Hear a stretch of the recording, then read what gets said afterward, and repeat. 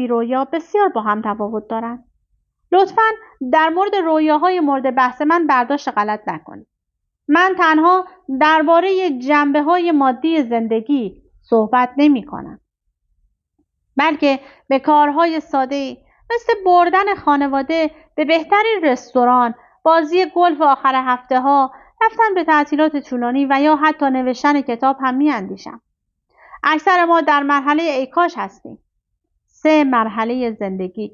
زندگی به 3 مرحله رویا، واقعیت و حسرت تقسیم می‌شود. هر کسی این مراحل را در زندگی طی می‌کند.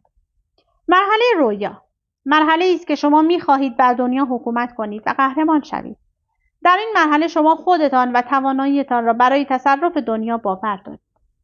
مرحله واقعیت زمانی می‌رسد که شما فارغ التحصیل شده و شغلی پیدا کردید، کم کم متوجه می‌شوید حقوق شما کفاف پرداخت مخارج زندگیتان را نمی‌دهد و سیاست‌های اقتصادی جلوی رشد و ترقی شما را گرفتند. در دنیای سرمایه‌گذاری رقابت آنقدر شدید است که شانس موفقیت شما در آن خیلی کم است. این حقیقت را دریافتید که در دنیا کامروا شدن بستگی بسیاری به ارتباطات اجتماعی شما دارد. زیاد مهم نیست که خودتان چه کسی هستید. متاسفانه روند جامعه امروز این گونه است. تقریباً همه رویاهایشان را طی مرحله واقعیت‌های زندگی فراموش می‌کنند و از رسیدن به آنها ناامید می‌شوند.